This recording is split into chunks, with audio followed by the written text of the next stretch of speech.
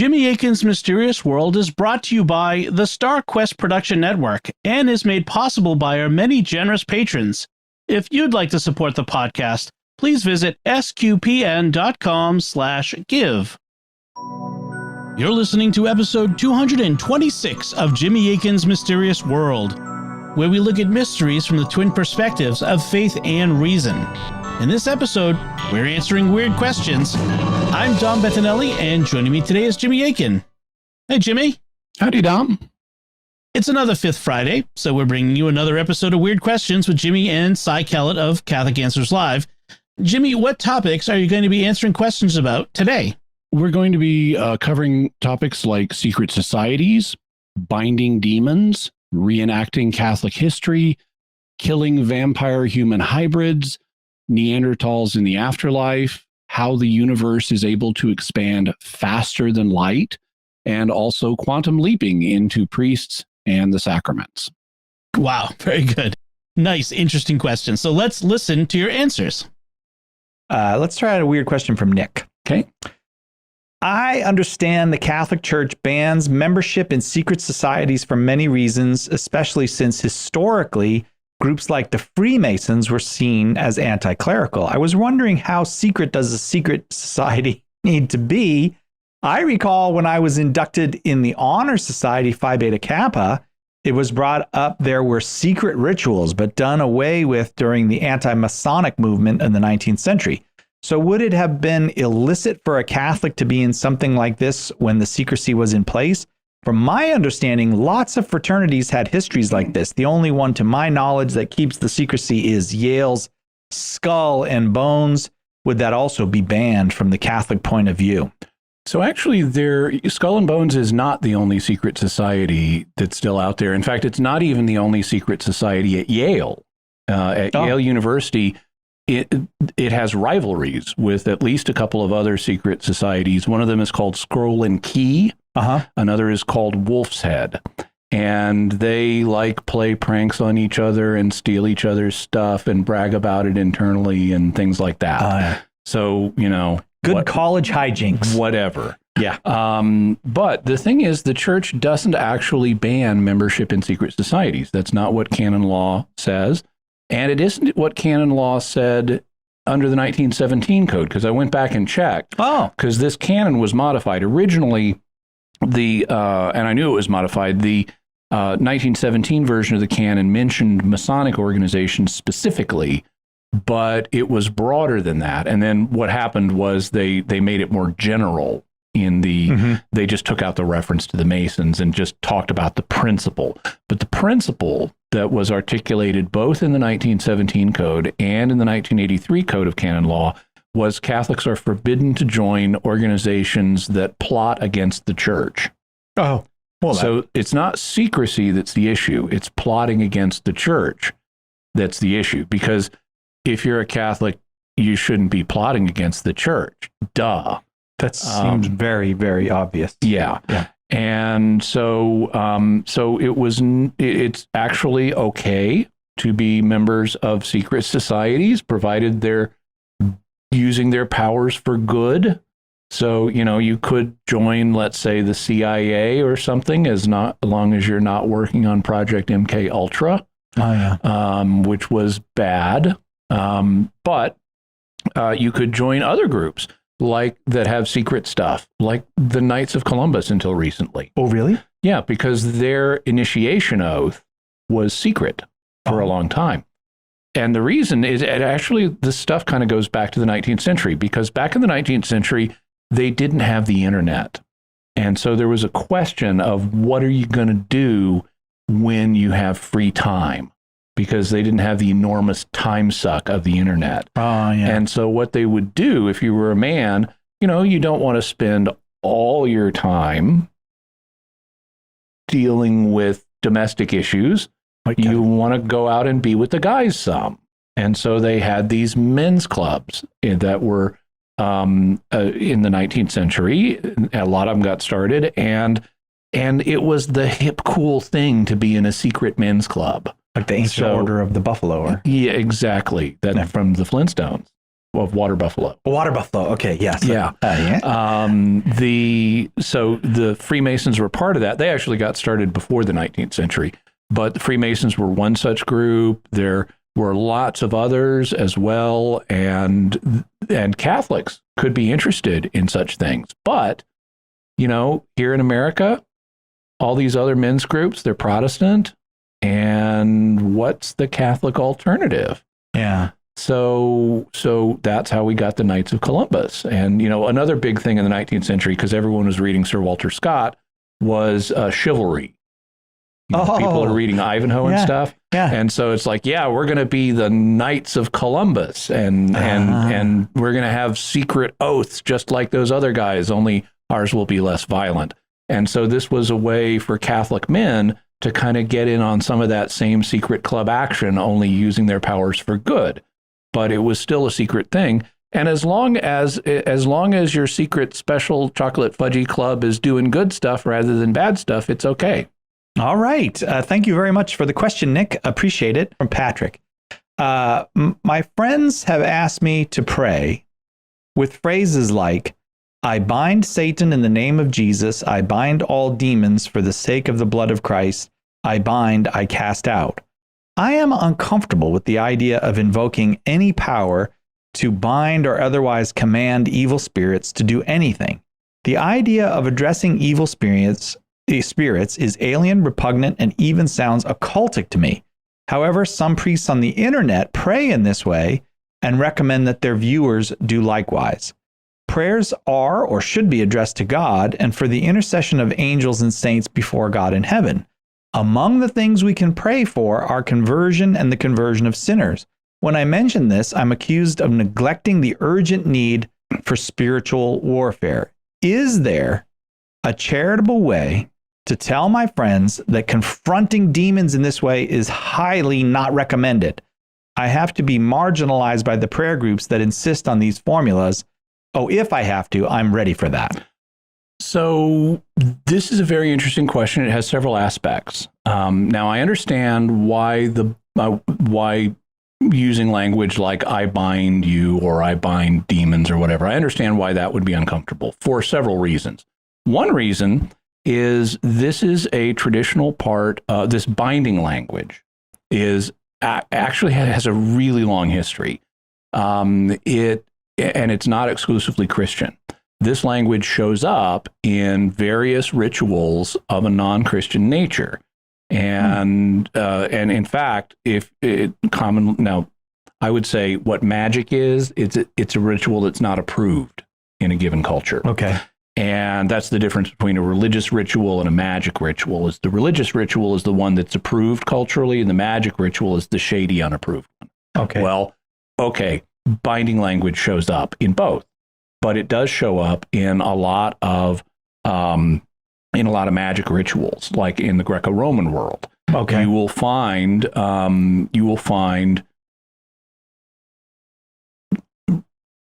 incantations, ritual words that use this binding language for a variety of purposes. Sometimes it's if you have the image of binding, you're tying something. Yeah.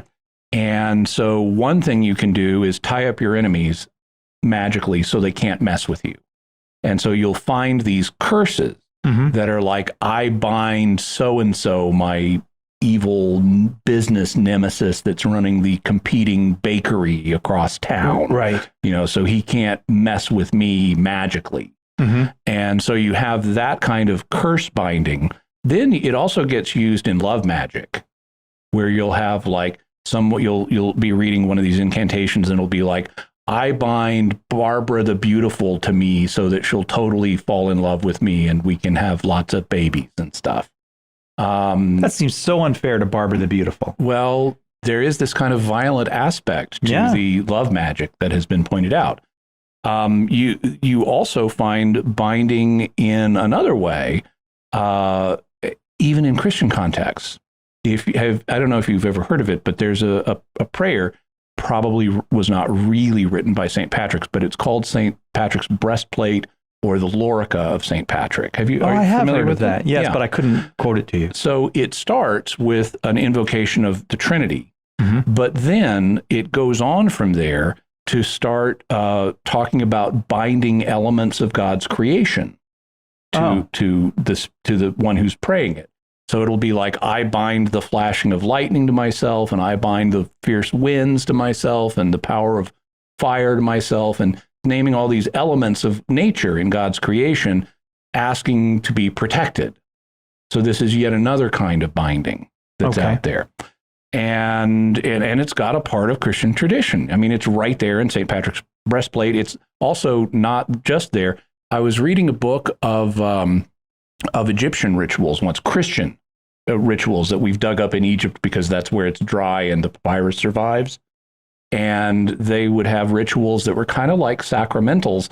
One of them was a prayer to get a dog to shut up. Oh, I need that one. Yeah, and in that one, if I recall correctly, and I may be misremembering, but if I recall correctly, the one who praying it is invoking the Trinity and asking God to bind that dog so it won't bark during the night. And so this binding language gets used. Now, okay, you might say, well, it's been used by pagans, so we shouldn't ever use binding language. Yeah.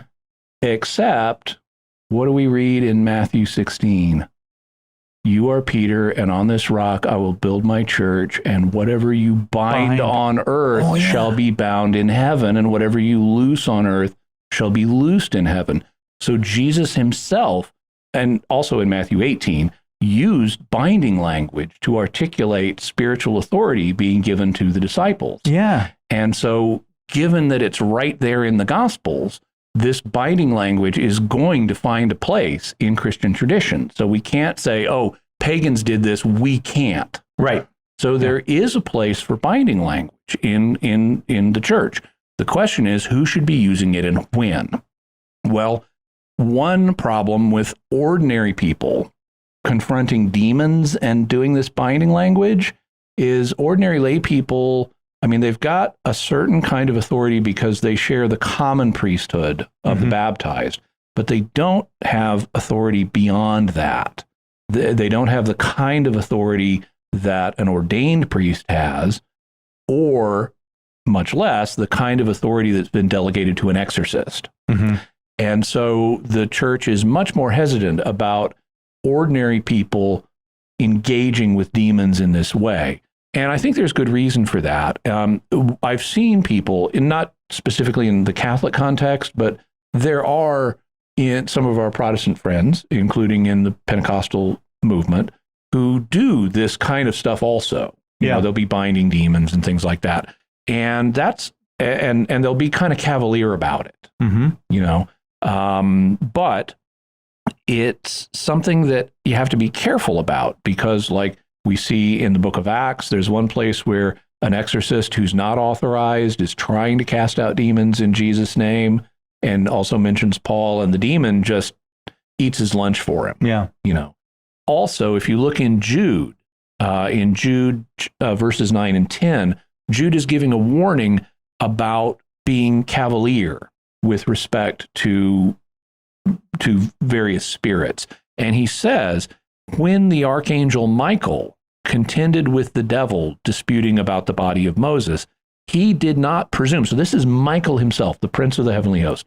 He did not presume to pronounce a reviling judgment upon him, that is, upon the devil, but said, the Lord rebuke you. But these men revile whatever they do not understand. So Jude is warning against taking a too cavalier attitude. And it's like, you know, Satan, I condemn you, that kind of stuff. Okay, even Michael didn't do that, is what he's saying. So I would say there's something of a balance to be struck here. By the way, before I get to that, I also wanted to mention one other thing, which is Patrick mentioned prayers or utterances like this being addressed only to God.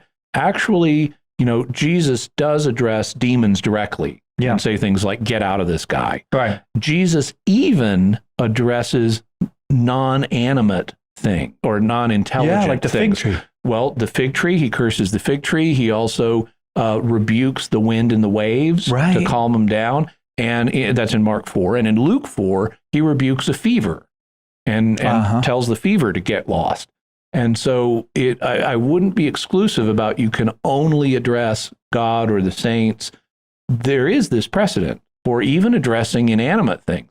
And of course, Jesus knows the fever is not an intelligent being, but it's still okay for him to address it and use his power or draw on the power of his Father to get rid of it. And this is just one way of demonstrating that. So actually, I take a fairly generous approach or fairly open approach to these things as modes of speech, but you want to be really careful and you don't want to be cavalier about it. And I understand the concern for, I don't want to do this. And I would say, in terms of talking to your friends, even though I wouldn't outright say this can never be done, I would point out, look, there are these cautions, and we want to be careful. I'm aware of one priest on the internet who actually has taken excerpts from the Rite of Exorcism and just tweaked it a little bit. So So the lady, but instead of saying I cast you out, it'll be like, I asked Jesus to cast you out. Oh, I see. But this is still kind of iffy to me. What I would say is there are prayers that the church has approved for use by the laity of deliverance prayers. The United States Conference of Catholic Bishops put out a booklet of them.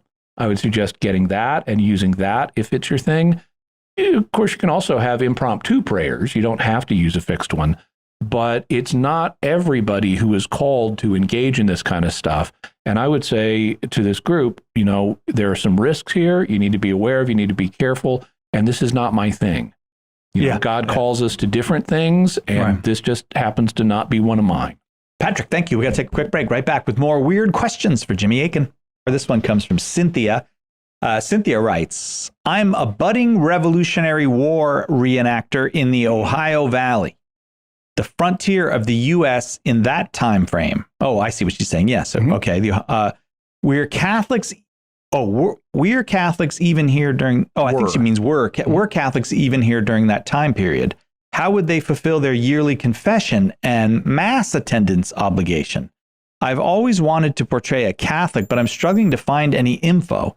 My husband prefers Civil War, so I also have kind of the same question about the same thing. What would a Catholic portrayal of a Civil War Catholic look like? Any resources for how to find actual people to base my portrayal on to honor the real Catholics that were here for those pivotal times of history? So nice. I'm not an expert in the history of the Ohio Valley, but I would expect there were at least some Catholics there, not very many during the Revolutionary War era. But there were American Catholics at the time. Many of them were in the state of Maryland, which was specifically set up as a place of religious liberty so that Catholics could go there and not be persecuted. Although even in Maryland, the majority were Protestants, but that's where you had a lot of Catholics. It was founded, incidentally, by Lord Baltimore, who was a Catholic. And that's why he was interested in setting up this kind of Catholic haven in the colonies. And that's why the capital is called Baltimore, after Lord Baltimore. But, they didn't just stay in Maryland. There were Catholics elsewhere, and I'm sure there were some in the Ohio Valley. In terms of how they fulfilled their Sunday obligation and their Easter obligation, as best as they could. This was frontier territory, and they often didn't have access to churches and priests. One of the ways that people in the early Americas tried to help with that was by having priests who were circuit riders. And they would go around. It's kind of like a priest today in some, out in a remote area may have multiple parishes he drives around to. Back then, they would have circuit riding priests who would get on a horse and travel to the different locations. And when they were able to come, the Catholics in the area would get together and they'd have confessions and mass and things like that. But it was kind of catch as catch can in some locations. In terms of the Civil War, so by the time of the Civil War, there were a lot more Catholics in America. There's still a minority, but there had been waves of French immigration and German immigration and Irish immigration. The potato famine occurred in the 1840s, 20 years before the Civil War, and Polish immigration. I was reading a memoir of the Civil War once called Company H by a guy named Sam Watkins, and he talks about a particular Polish officer. If I recall his name, they called him like General Auliduski, which he both wasn't a general and that wasn't really his name. But that's what they kind of heard. They put the American spin on a Polish name. Exactly. And so he tells amusing stories about him. But you had Catholics on both sides in the Civil War. In terms of how to find out about specific Catholics. Now, you can always, just say, you can always make up a persona for reenacting purposes. You could say, well, I'm a Catholic who just arrived in the Ohio Valley from Baltimore or something like that, right? For the Revolutionary War. But if you want to find out about real Catholics who lived in these periods, the place to go primarily, I would say, would be the local historical societies, at least for the Revolutionary War, because there's less information about that. Some ways you could proceed in gathering some information would be go to the diocese and ask the diocese, what parishes existed at this time. Oh, yeah. And are there any cemeteries, any Catholic cemeteries from this time that I could go to and gather names, or, look at a parish register or a baptismal register, and then take the names you find and go to the historical society and say, do you have any information on these or other Catholics from this period? How cool. That's And great. they may be able to do things like show you newspapers or things like that could give you additional information. Obviously, census records are another thing. Once you know the person is Catholic, you can then look in the census record. Also, you could just look in census records and, for example, look for Irish names or French names or Polish names or something. And then for the Civil War, there's a lot more information available because there are different Civil War societies that work actively. I'm more familiar with them than Revolutionary War societies, although I know they exist too. But checking with these societies that are trying to preserve the memory of these times, you can ask for, what do you know about Catholics that were involved in these events? Cynthia, fascinating. That was a good, weird question. Didn't see that one coming. And I hope that you have success in finding what you're looking for. No phone number today. All the questions have come to us via the internet. It's Weird Questions with Jimmy Akin. And up next, this question comes from Stephanie. My whole family loves Mysterious World. I'm assuming she means Jimmy Akin's Mysterious World, available every Friday on the internet. My son has a weird question. My son wants to know if it's moral to kill vampire-human hybrids. I like this kid. The question is inspired by the second Blade movie when the character Abraham kills the hybrid fetuses. So I haven't seen the second Blade movie, and I don't know the details of how the vampire-human hybrids work in that movie. But what I can address is the principles, and I'll probably need to continue this on the other side of the break. But basically, it's going to depend on a few things. One of the things it's going to depend on is the degree of freedom that these hybrids have. Oh, yeah. If they have the freedom to resist their vampire instincts and get their needs, like if they need to drink blood, but they can get it in some other way than by attacking people, then it's not going to be okay to kill them because there are other better alternatives. Also, even if they don't have the freedom to resist, if they're just like animalistic, what a good cliffhanger. Oh, we're leaving it there. It's Weird Questions with Jimmy Akin this hour. And Stephanie has an awesome son, and he wants to know if it would be moral for him to kill vampire-human hybrids. So we covered if the vampire-human hybrids have sufficient freedom to resist their instincts and are able to get their needs met in another way. No, you can't kill them in that case. If one of them goes rogue and starts attacking people, well, you can kill them at that point, just like you could kill a normal human who goes rogue and starts killing people. On the other hand, what if the vampire-human hybrids don't have the freedom to resist their impulses, so they're just animalistic attackers who are going to attack no matter what you do? There's no reasoning with them. Well, still, you can't automatically kill them, just like you can't automatically kill a tiger. Oh, yeah, right. Just because it can attack a human being. There may be other ways to deal with it that are safe. So you maybe keep these vampire human hybrids in zoos and things like that, and have the Vampire Human Hybrid King show on Netflix or whatever. Instead of Tiger King. Yeah. Yeah. Okay. Right. But that would even be weirder, I guess. It's hard, but it would be weirder. But if you can take care of them safely in some other way, then you couldn't just kill them. On the other hand, if they are just a threat, yes, you can kill them to protect other people. Now, there's then a question of, because part of this was about embryos. Right. And the question didn't ask about the embryos, but since it was mentioned, I'll discuss it anyway. So embryos are just immature forms of a life form. And if something is not a human, and there's a question about would a vampire human hybrid, it's going to depend on how much vampire DNA versus human DNA it's got in it. Would it count as a human or not? Let's assume that it is a human. I would say, even though it is a potential future danger, you could not kill it as an embryo because it's still innocent at this point. It's not a threat while it's in the tank or whatever it's in. If it's a human, you got to wait until it becomes a threat, or at least is posing some kind of proximate danger to people, to kill it at that point. On the other hand, let's suppose they're not human and they're just like animalistic vampires that don't even have the full use of reason. Well, then it's in the same category as animals.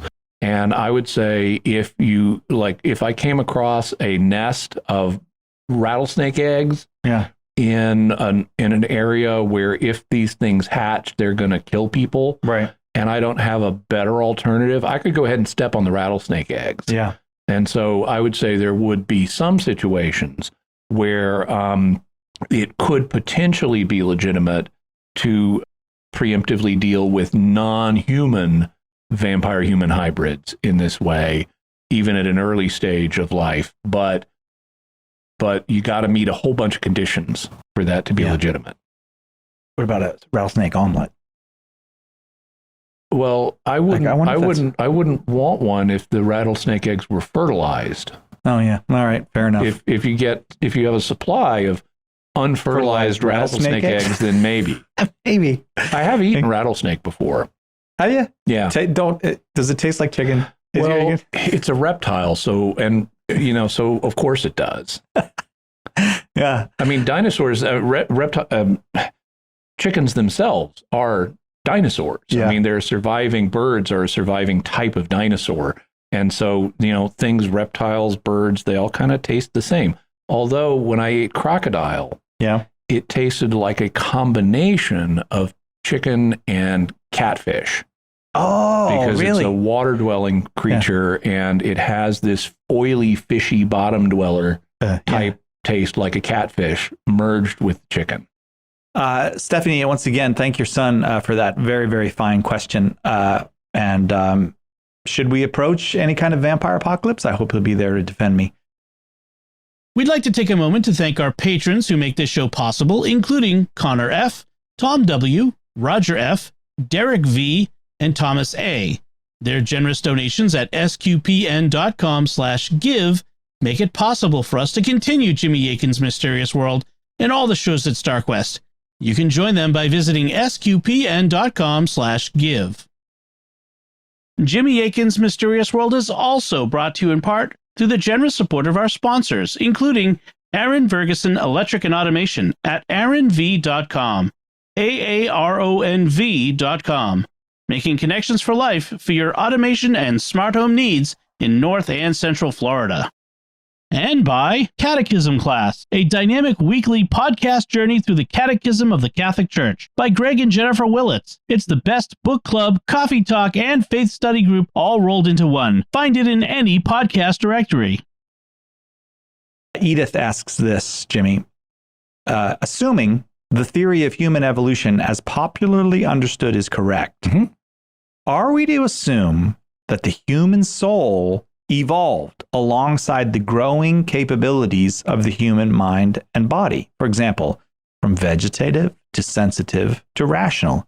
If so, at what point in human evolution would the jump have been made to each stage?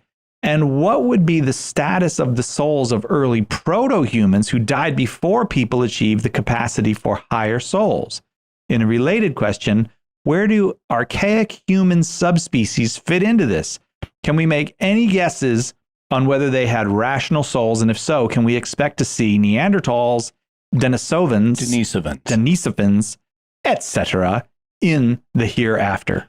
So there are several things here. This is actually several questions rolled into one, but I'll do my best but good to ones. explore These are good. them. Yeah.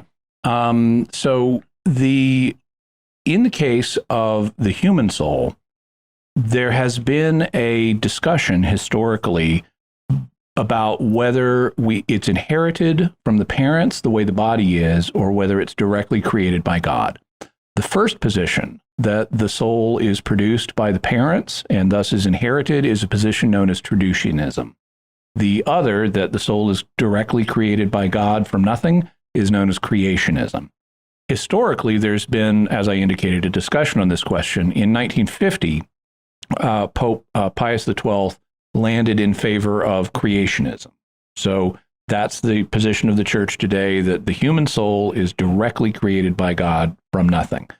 Now, he didn't teach that infallibly, but that's the church's position. So that kind of settles the question for true humans or biblical humans. Mm-hmm. Their souls did not evolve. They're created directly by God, and they also wouldn't have passed through the vegetative, sensitive, rational stages.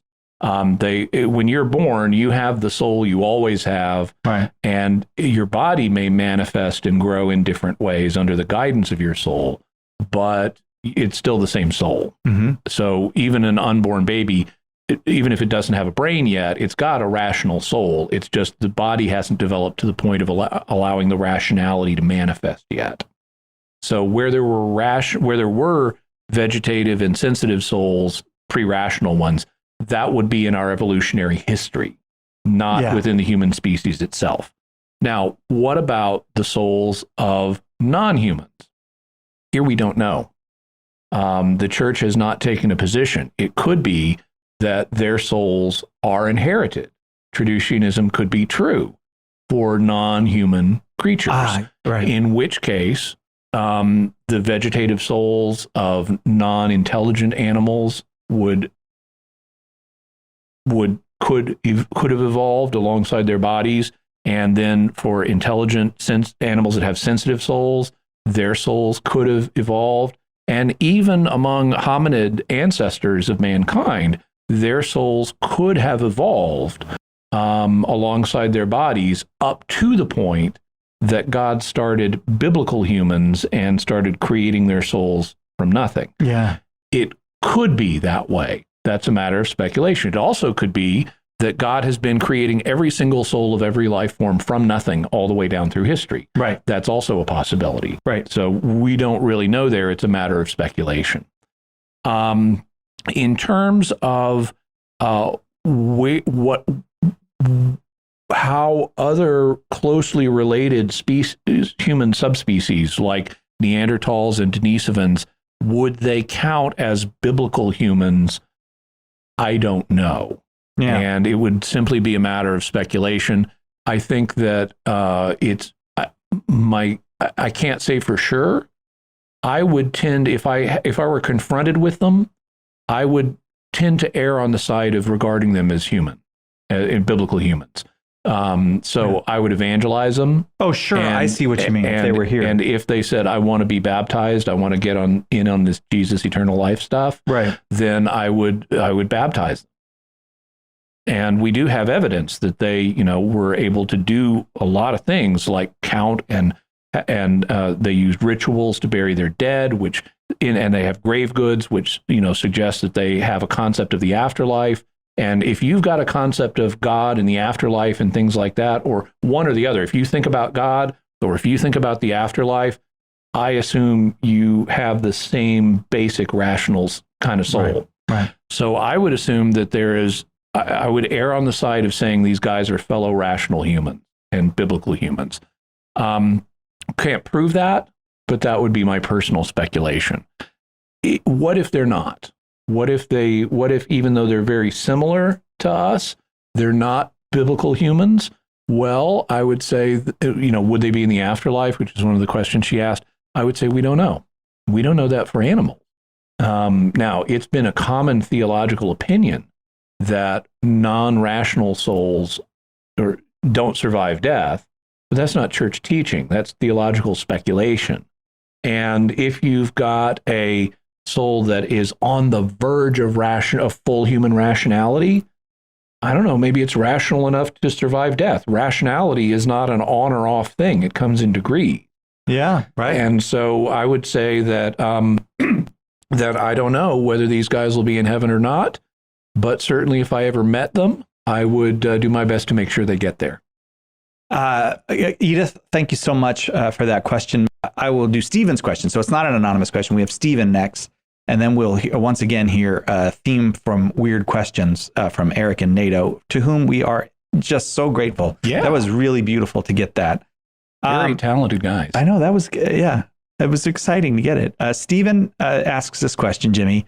If the farthest known galaxy is about 13 billion light years away from the Earth, and if it took 13 billion years for light from that galaxy to reach Earth, then how did the galaxy and Earth become so far apart from each other if they themselves have not been moving away from each other at the speed of light for 13 billion years? I know that our solar system moves through space at only a small fraction of the speed of light. Also, I realize that our solar system and Earth have not been in existence for 13 billion years, but presumably the particles from which they are made are at least that old and somehow arrived at their current location. So you see what he's saying. Okay. We have a problem. So there are a couple of things here. Now, it's very common for people to imagine that the entire universe was compressed at the Big Bang, was compressed into a single point. We don't know that to be the case. But it was much smaller and hotter than it is now. But we don't know whether it was a single point or not. That's something that's a matter of speculation. When the Big Bang occurred about 13.7, 13.8 billion years ago, within a fraction of a second of the Big Bang, a phenomenon, and this is the common scientific account today. Right. It is not definitive. Science is always subject to revision, but according to the common scientific account today, within a fraction of a second of the Big Bang, I think it was like 10 to the minus 36 seconds. About that, roughly. A phenomenon began known as inflation. Yeah. And in the inflation process, the universe expanded within just another fraction of a second massively. It increased in size by, I want to say, if I recall, 100 septillion times bigger. So that's 10 to the 26th. The universe just in a fraction of a second, like between 10 to the minus 6 and 10 to the minus 32 seconds, wham, the universe is 100 septillion times larger. So things are already millions of light years apart, or billions of light years apart. Millions at least. Within less than a second. After the Big Bang. After the Big Bang. Got it. Okay.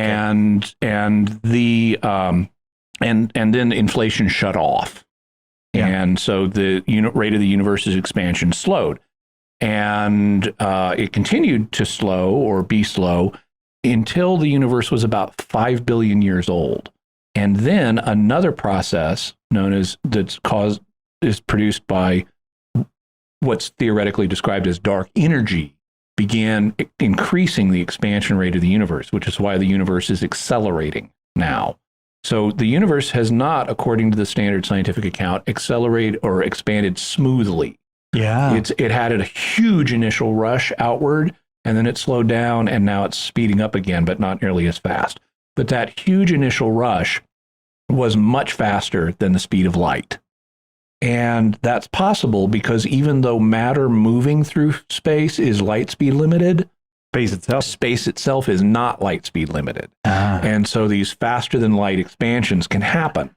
And actually, even today, there are some points in the universe that are accelerating away from us faster than light. And as a result, the stars that we can see today at the very edge, because they're accelerating away from us faster than the speed of light, they drop over the universe's cosmic horizon. And we actually lose about 20,000 stars per second to the acceleration over the cosmic horizon. And I didn't even miss them until now, and now I regret that. But all of this expansion is why the universe is not just 13 or 14 billion light years across. It's actually the radius of the universe is 46 billion light years, and the visible universe itself is 92 billion light years across. But we know that's only a fraction of the true size of the universe. We can tell based on measurements of the microwave radiation out in the universe. It's called the cosmic microwave background. It's the earliest energy we can see from about 380,000 years after the Big Bang. We can tell by measuring the cosmic microwave background that the universe is at least 250 times bigger than what we can see. And what we can see is 13 billion. Is 92 billion light years across. Billion. Oh, yeah. And so yes, it's true. There are galaxies that are 13 billion light years away, and we can see them. Yeah. But given that the universe is so much bigger than what we can see, it doesn't mean that we and that galaxy 13 billion years ago started at the same point. We could have, at least within a fraction of a second after the Big Bang, already been millions of light years away. Right. And so even though we're not moving, since this galaxy is on this side of the cosmic horizon and let's say is not about to drop over it, even though we're not moving faster than light with respect to each other, it's taken 13 billion years for the light from it to reach us. Right, because that did travel through space. That did travel through space, and light does move. At what speed does light move, Kellett? I would say about 167,000 miles a second. 186. 186. But I just meant, I was setting you up for an easy. The light moves at the speed of light. Oh, I see. I could have got away with that. Yeah. Yeah. It's not required that we and that other galaxy started at exactly the same point because the universe is much bigger. It could have started at a somewhat distant point from us, and it's just taken that long for the light to reach us. So that's a basic explanation. It can kind of be tricky to understand the dynamics of this with all that expansion in different ways happening, but that's the basic answer. We don't have to be moving at at the speed of light with respect to each other. Although if it is 13 billion light years away, we're moving at a pretty good clip away from perspective. Yeah. And locally, we may only be moving, but all that space between us continues to expand. Yeah. Stephen, great question. Thank you very much. We asked, and Eric and NATO answered, and we just had the world premiere of the theme. I'm calling it this. They didn't call it this, but the theme for Jimmy Akin's, for when he comes here to do Weird Questions with us. So the theme from Weird Questions, can we just hear it again? Because I just thought it was great.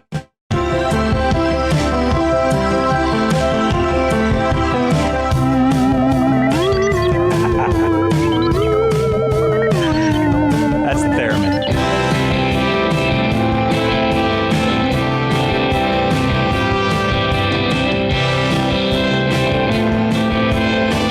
I love it.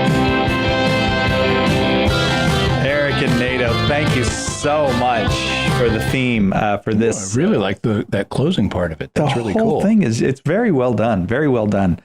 All right, I'm going to try to get you another question here, Jimmy. Anonymous asks, well, first of all, Anonymous says, I'm not exaggerating when I say that Weird Questions with Jimmy Akin is the highest form of edutainment I've ever seen. I'm with you, Anonymous, and certainly the most restful content on the Catholic internet. It makes me enjoy thinking again. Anyway, on to the question. In the early 90s, when there was a sci-fi show called Quantum Leap about a man named Sam who travels through time by leaping into other people, in one episode, he leaps into a priest right when he's supposed to say, "You may kiss the bride." Later, he tries to hear a confession but gets interrupted. My question is, if Sam, who's not ordained, actually carried out these sacraments while leaped into the priest, would they be valid and or licit? A perfect weird question for Jimmy Akin. Okay, so I remember the show Quantum Leap from the 90s. It starred Captain Archer. Captain Archer, Scott Bakula, as well as the guy who played number 1 on Battlestar Galactica, whose name I'm blanking on. But I saw a few episodes of it and I liked it, but I've never watched the whole thing. And so I may at some point. But I needed to answer this question to find out how the time travel works.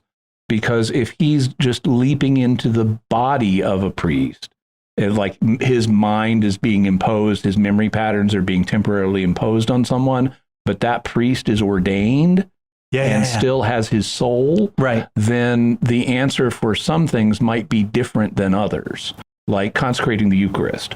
Because if the priest still has his body and his own soul, and his memories have just been altered to Sam Beckett's, well, then he would be able to consecrate it because he's got the soul of an ordained priest. Right. But I checked, and today there's a wiki for everything, and there's a fandom wiki for Quantum Leap. And I looked at Dean Stockwell. Thank you, Darren.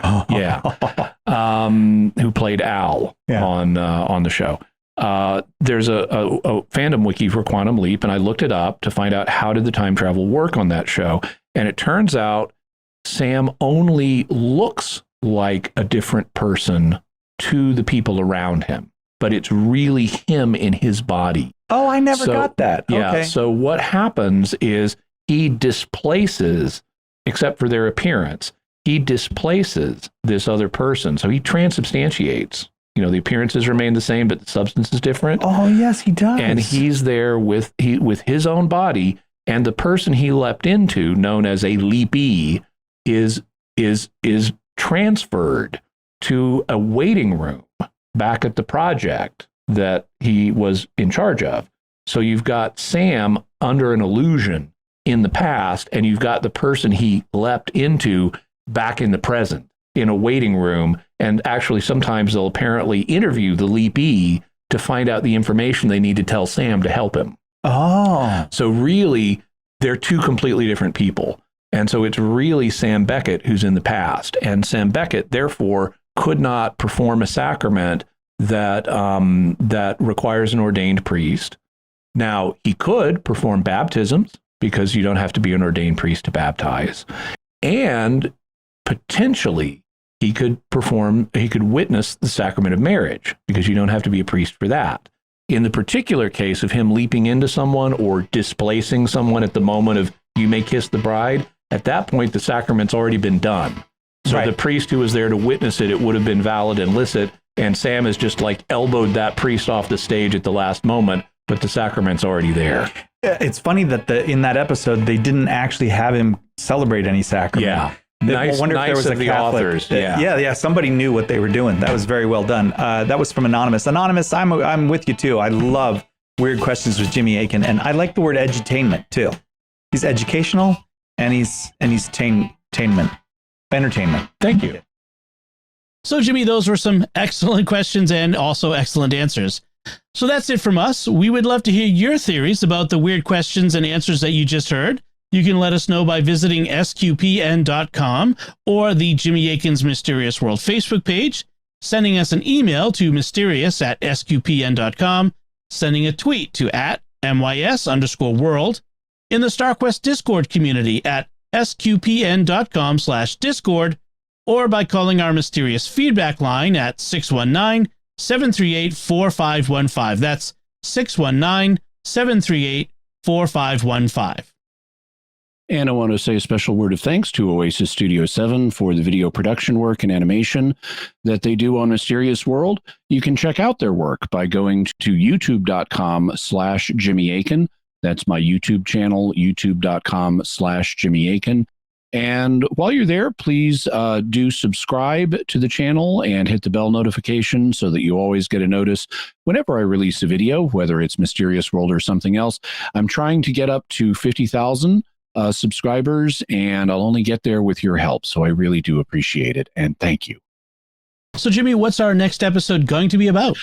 In the 1970s, the Israeli psychic and magician Uri Geller popularized a practice known as spoon bending or metal bending, where he would apparently bend metal objects psychokinetically. And there is a debate about to what extent is Uri Geller a genuine psychic and to what extent is he just using magician's tricks. However that may be, Uri Geller spawned a movement where, beginning in the 1980s, thousands of people have participated in what are known as spoon bending or metal bending parties. And we're going to be talking about the results that they have found as a result of holding these PK parties. Excellent. Very interesting. I'll be sure to hide my wife's silverware before I do this. She'll be very unhappy if we bend all her spoons. Folks, be sure to share the podcast with your friends and write a review in Apple Podcasts or wherever you get your podcasts. That helps us grow this community and reach more listeners. You can find links to Jimmy's resources from today's discussion on our show notes at mysterious.fm/226. And remember, to help us continue to produce the podcast, please visit sqpn.com/give. Jimmy Akin's Mysterious World is also brought to you by Fearvento Law PLLC, now assisting clients with expungements and set-asides of Michigan convictions. To learn more, call 231-202-3321 or go to fearventolaw.com, FIORVENTO law.com. And by DeliverContacts.com, offering contact lenses at low prices with free delivery. Visit DeliverContacts.com. Until next time, Jimmy Akin, thank you for exploring with us our mysterious world. Thanks, Tom. And once again, I'm Dom Bettinelli. Thank you for listening to Jimmy Akin's Mysterious World on StarQuest.